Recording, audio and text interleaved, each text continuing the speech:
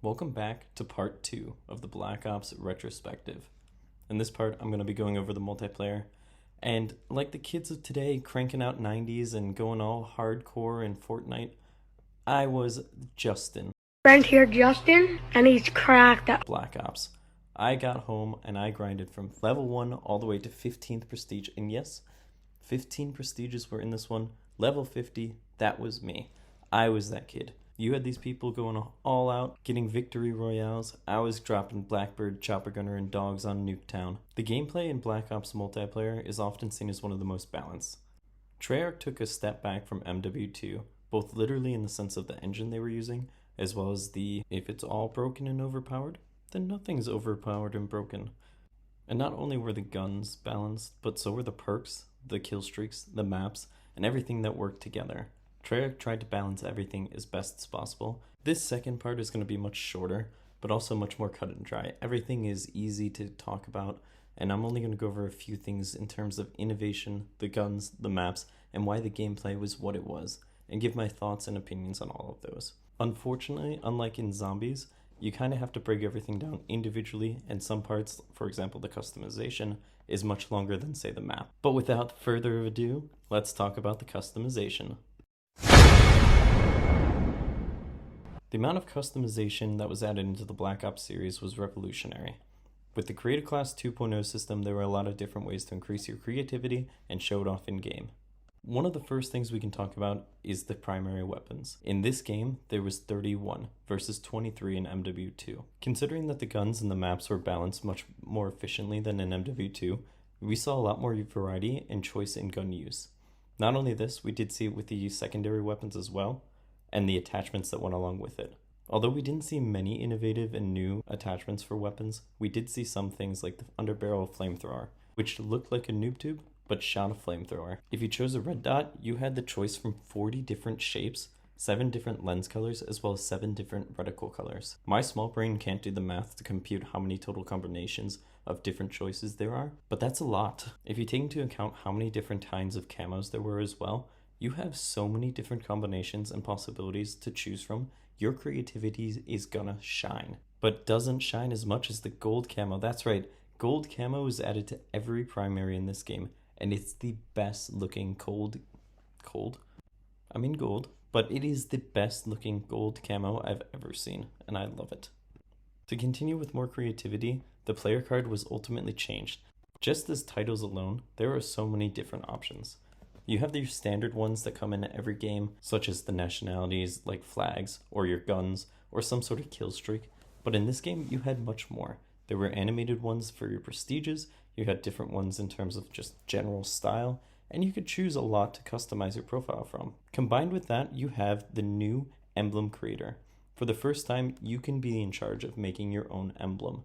Of course, there's people that abuse this. There's people that use their creativity to shine, and then there's people like me who have no creativity and just want to make Gengar as their emblem. So you go on YouTube and look at all the emblem art that was created, and this was a huge YouTube genre at the time. This creative freedom allowed people to express their artistic abilities as well as problem-solving skills to be creative and use a limited palette to create a masterpiece. And now that you have this creative emblem and you've just completed your Gengar, you can put this on your gun for 1,000 COD points. Now you might be asking yourself, Dodsfall, what are COD points? COD points are the in-game currency. In the Creative Class 2.0 system, nothing was unlocked via ranks. Everything was unlocked with COD points. Every time you played a game, you earned COD points. Every time you leveled up, you got COD points. And with this, you could choose which perks and when to unlock them, which guns and how to use them, and anything in between. The choice was yours. There's no waiting to level 70 to get an AK when you can buy it at level 5 with your new COD points. If you are in a lobby with people that are just constantly spamming RPGs and explosives, and you want to create a class to counter that, you can buy Flak Jacket and unlock it then. There's no waiting to level 20 to unlock Flak Jacket. You can buy it right then and right there. And with this change, Treyarch had to balance the perks. Perks were categorized into 3 different tiers. The first perk slot designated both the player's appearance and provided constant passive effects. The second tier altered weapon performance. Here's where you probably would have found stopping power, but one thing Treyarch did as well is they removed this from the game. This allowed more creativity and allowed you to choose more balanced perks and alter your gameplay based on how you want to play, not forcing you to use a perk just to stay relevant. Finally, the third tier perks can be either active or passive and are generally more context sensitive than the first tier perks. Another new change was the third equipment spot. You saw the likes of C4s, the jammers, the camera spike, claymores, and the tac insert all go to this third equipment spot. This allowed you to use semtex, throwing knives, tomahawks, whatever you wanted in your first and secondary equipment spots. One of the more overlooked creative class and customization pieces was the face paint. You had so many choices, and although you would never see it on your own player, you would see it on the other. Who needs the John Wick DLC for Fortnite when you can get this nice, cool spider or Joker-inspired face paint? Another small thing that people overlooked was the classified guns as well as the classified face paints. The only way you were to unlock these guns were unlocking every other weapon in the weapon category. So for example, if you wanted the G11, you had to buy every single assault rifle. The final thing I'm going to talk about in the customization isn't anything that players can do themselves. It's the new player card system. This is the ultimate stat tracker. For COD at this time, you had in-depth stats that were not only broken down by guns, killstreaks, they were broken down by game modes, as well as your career, as well as your prestige, and it had everything. There were so many different stats that you could look at. It was so in-depth for what it was, and it was so simple. But you could base your whole career off of one thing, like getting the most UAVs, or having the highest win rate with blackbirds used. I don't know. You could do whatever you wanted, and you would have the statistics to prove it. And that is one of the reasons I love the customization, and what I loved most about Black Ops. Next thing we have to talk about are the guns and the maps. Since these two go hand in hand, I think it's best to go over both at the same time. Overall, when the game launched, there was 14 original maps. 12 more were added via DLC over the first 3 map packs. Treyarch is known for their 3-lane map systems, and in this game, they killed it. I can't even think of a bad map other than Crisis because they did such a good job on all of the maps, not only from launch, but also during the DLC. Whoever was the lead of the map design did a great job. And before we get carried away, here are all the maps in alphabetical order and then by DLC. Array, Cracked, Crisis, Firing Range, Grid, Hanoi, Havana, Jungle, Launch, Nuketown, Radiation, Summit, Villa, and WMD. In the First Strike DLC, you had Berlin Wall, Discovery, Kowloon, and Stadium. In Escalation, you had Zoo, Convoy, Hotel, and Stockpile. In the final map pack, Annihilation, you had Hangar 18, Silo, Hazard, and Drive-In. A lot of these maps, you didn't even have to play this game to know them. They've been remade and remastered year after year. For example, Nuketown. That's been in every COD game, Black Ops game, Zombies, you name it. It's basically everywhere. Everyone knows Nuketown. In the Annihilation map pack, Treyarch decided that they wanted to bring a map from World at War back, and they did it with my favorite football player from Chelsea, Hazard. This was a remake of Cliffside from World at War, and generally all these maps were really, really solid. If you take a group of people and had them rate all of Black Ops maps, you're generally going to see the same trend, where there's a top 3 and a bottom 3, but everything in between, it's up for interpretation. I would argue that if you told anyone your reasons and justifications for having a mid-tier map as its rating, people could agree and understand. This to me is a sign of great map making. Not only is it unique because people like what they're playing, but they have so many good maps that it's hard to decide a definitive list. Thankfully, when you're playing the game, the map voting came back, so it's very likely that you're always playing on a decent map that you like. If you're really unlucky, you're going to end up playing one of the shit maps, but come on, the odds were in your favor. Like I said before, the maps were designed in a 3-lane style, and the gameplay depended on the game mode. You could also alter it yourself in terms of how quick and how fast the games went. Team Deathmatch, for example, on the bigger maps, such as Array, Havana, or Hazard, had slower game tempos, whereas smaller maps like Firing Range, Nuketown, and Stadium were high action, high octane. Not only were the maps big or small, but you can attune your playstyle to every map. For example, Firing Range had the Sniper's Nest. If you don't play snipers, you're never going to go up there. If you're a sniper, sure you're going to go up there, but then you're going to see people running around, so getting there is difficult. On maps like WMD, you had 2 sniper spots on each side of the map, as well as close quarter combat in the middle and on the right and left side of the maps. Treyarch really put attention to detail, and every map, almost every map, had an ambient noise or some sort of background activity. For example, on WMD, you had the trains. If you take it further and you go to maps like Radiation, you have an interactive map With buttons on each side, you can control the middle and open and close the hatch from the ground. It should be noted that game modes were pretty much the standard. There wasn't anything new or innovative. The one thing they did change was kill cams. So now in Search and Destroy, you have a kill cam for every round. And with that, you also didn't just have the winning team get the kill, but the last kill in general is the one they showed. So if you or your friends happen to maybe say throw a spawn tomahawk across Summit, and then everyone just happens to jump off the map, you'll see the tomahawk kill cam. It leads to some pretty funny moments. Now we've talked about the game modes as well as the different types of maps, but what guns could you use? Standard guns on here were the assault rifles, the light machine guns, the submachine guns, the snipers, as well as shotguns as primaries. Generally, if you were on a bigger map, you would mostly use an assault rifle or a sniper. If it was a smaller map, you'd use an assault rifle or a shotgun, or an SMG. Light machine guns saw their use and were balanced, however they tended not to be as popular as the SMGs or the assault rifles. Most people tend to use the Galil or the FAMAS. I wouldn't say they weren't overpowered, but I wouldn't say they're overpowered. I would say that they looked best with iron sights so that they were more optimal if you didn't want to use a reticle, but they weren't aggressively broken like say the UMP from MW2. Likewise, most people ended up using the AK-74U as an SMG because a lot of the SMGs tended to bounce and have small clips, and if you were not playing a super close quarters map or a smaller map, it tended to favor assault rifles at the mid to far range, which is fair. Honestly, there's not much to say other than that they were new guns, but they worked out well. On the secondary side, you had some cool new innovations like the ballistic knife or the crossbow. On top of this, you have the standard weapons like pistols as well as launchers as secondaries. The next thing we're going to talk about are the Killstreaks. Now, there aren't many in this game. There are only 15 that you can choose from. And of those 15, there aren't many new ones, but let's go over them. For 3 kills, you can either get a spy plane or an RCXD. For 4 kills, you can have a SAM turret or a counter spy plane. For 5 kills, you can either have a care package or a napalm strike. For 6 kills, you can either have a sentry gun or a mortar team. For 7 kills, you get the attack helicopter and Valkyrie rockets. 8 kills is either a Blackbird or a Rolling Thunder. 9 kills is a chopper gunner. 11 kills is either dogs or a gunship. Of these, we have only a few new ones. The RCXD, which is a remote control car that goes boom. The SAM turret, which you call in via care package and place down to shoot down aircraft.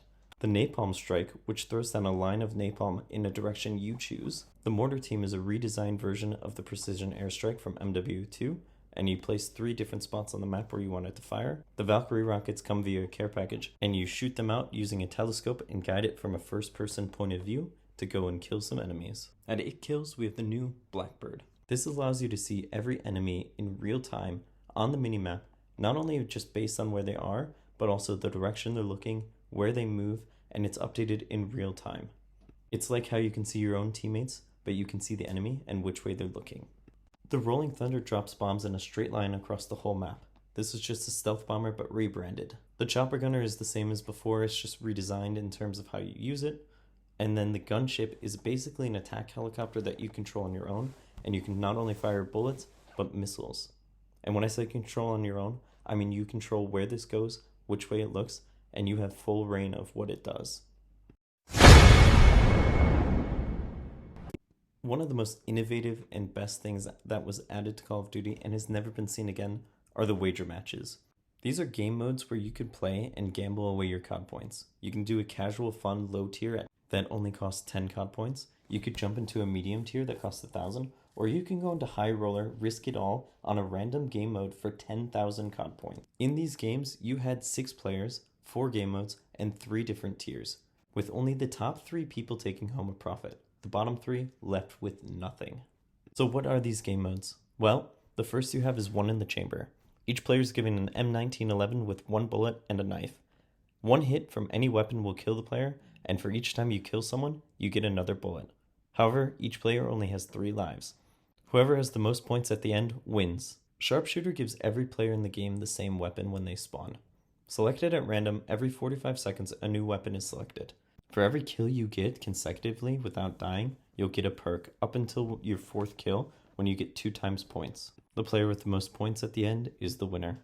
The next game is Sticks and Stones. Each player gets a crossbow, a ballistic knife, and a tomahawk.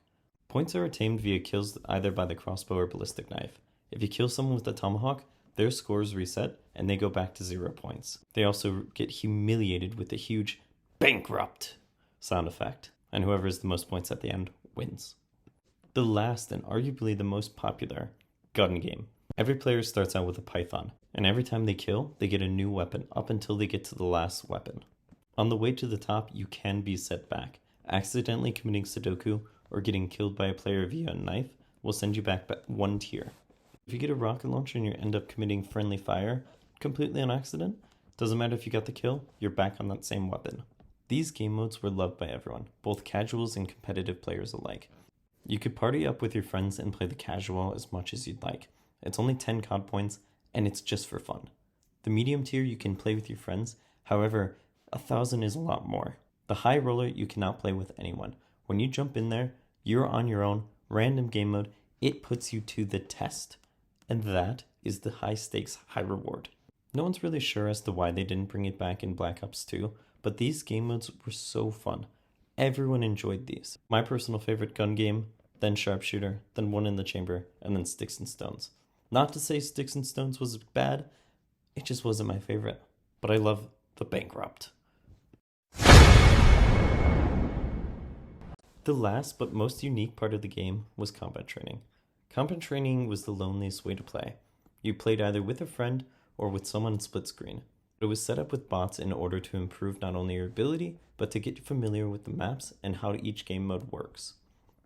There were quite a few levels that you could use, but for whatever reason, I thought I was a god and would go in and play with the intense bots. And for whatever reason, Treyarch was like, hey, these guys are cracked. They're insane. You're not going to stand a chance. And if you're watching the gameplay right now, you're going to be watching combat training. And just watch the kill cam. Just sit there and watch in awe. These combat training bots, they're wall hackers. They know everything before you do. If you get a kill, you're lucky because these guys are insane. I'm not sure who at Treyarch decided that this was a good idea to give people to practice on, because it's not even practice. It's just hell on earth. All you do is get abused and used by these bots. Aside from that, combat training also had its own individual ranking system. So if you were level 50 in multiplayer, you couldn't use all your weapons. You would have to lock everything again just to be able to try it. I like the idea that they have to progress in this private training mode, but if you're using it purely for practice and to get better, you shouldn't have to double up your time just to get to level 50. Overall, it's a good mode, but like I said, it's got its own shortcomings. Having it separate stats-wise, great, but having to unlock everything again and go through the leveling process again just to be able to practice with something is not good. Also, again, the bots were insane. They were either really shit or really good. It doesn't make sense. Although taken out of the Halo pagebook, theater mode was finally added to Call of Duty. Being able to show your highlights as well as your amazing kill cams or whatever you wanted to show on that profile, you could. There isn't really too much to say about this. The theater mode was a bit hard to get used to, but it made sense.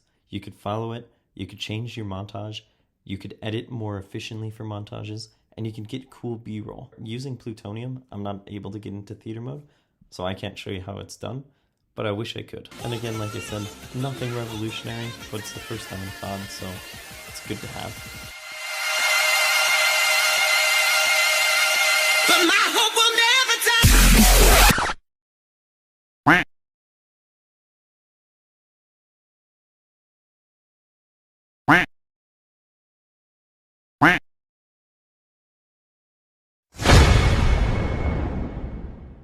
Hi, my name is Doddsfall. I'm in the park. As the temperature inside and outside is roughly the same, I thought I'd touch grass and try and alleviate my paleness. But I forgot to talk about contracts, so I'm going to record it here. And if you're wondering why the audio is weird or you hear birds, this is why. But basically, contracts are simple. All you did is you bought one, and whenever you got the contract, you would do a silly little task it asked for, like getting kills with a certain gun or winning a game mode, and sometimes the bigger important ones gave you XP, so enjoy. Finally, we have to talk about the gameplay. The gameplay was amazing. I am convinced that this Call of Duty had the most balanced and best multiplayer experience. With a variety of weapons, a ton of maps, kill streaks that weren't broken, and no stopping power so you can play how you'd like. Call of Duty Black Ops had one of the most unique and balanced multiplayers ever.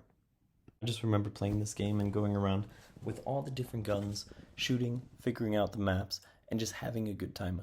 There was no bullshit Model 1887s that could just snipe you across the map. Shotguns were balanced. They finally were in the primary weapon slot. The players you came against were either good or bad, and when you got kicked in the ass by someone who was better, you felt like it was real. If you beat someone and dominated them, you knew you were better. There was nothing there that could tell you that you weren't good enough unless you came up against a player who was way better than you. The balance and the flow of the map, the kill streaks and how you used them, the spawn system that was not broken unless you were on Nuketown because that's a small map.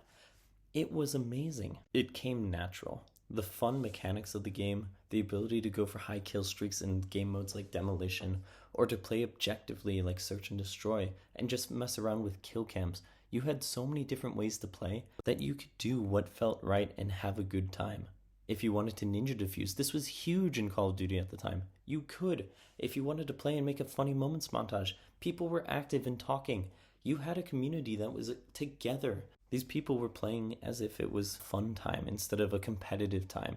You could have the tryhards that were going all in, and I admit I was one of those guys. I would try hard all the time. That's why I played Demolition and just aimed to keep the game going as long as possible. I wanted the most kills. That's why I ran Chop Your Gunner and Dogs. That's why Blackbird was my go-to. I loved it. I've said it once before, nostalgia is a hell of a drug. And in Black Ops, it's super easy to get confiscated by that. But it also has some downfalls. Like I alluded to earlier, ARs tended to be the most useful weapons. Their versatility on big as well as small maps made them a favorite to everyone.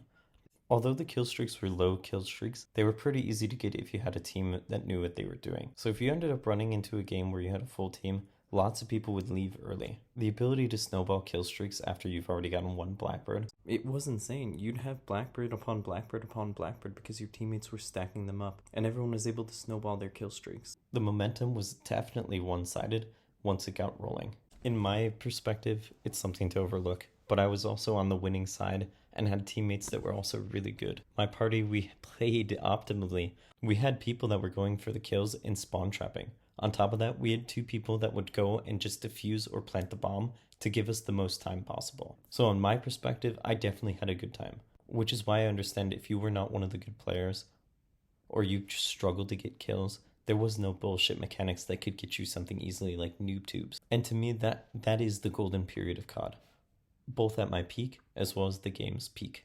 And I think with that, that's why the multiplayer will never be the same. Overall, Call of Duty Black Ops was an amazing game, both in its creativity and customization. Being able to show off your personality through your guns, your weapon design, and how you play the game is one thing that made this game unique. With a creative combat system, a new game mode such as Wager Match and Combat Training, the theater mode to show off your favorite kills and highlight just how good you were. With incredible maps to play on, different guns to choose, gold camo that stood out, brighter than the rest, there was so much in this game that you could do and play and make it your own. You truly had a customizable experience. And I can safely say that there will never be another online multiplayer experience quite like the original Black Ops. Thanks for watching. Bonjour, mesdames. This is your post-credit Dodgeball. And yeah, I mean, first things first, much shorter video. I think the structure of this flows in a different way as it's more free-flowing instead of structured, and yeah, it was fun to do. I think it's a bit more difficult because you want to say so much but you don't really have the same structure, but I'm definitely not doing the campaign. I can't be bothered with that. So if you liked the video, again, like, subscribe, give me some recommendations on if you want to see another COD or a different game in general. I have a few games I want to talk about, but I think, Call of Duty Black Ops is probably the main one. And it's perfect that I started with it, because not only does it give me an innovative and difficult design aspect, but I can talk about something that I truly love. And I thought it was great. So, with that being said, I will see you guys in the next video.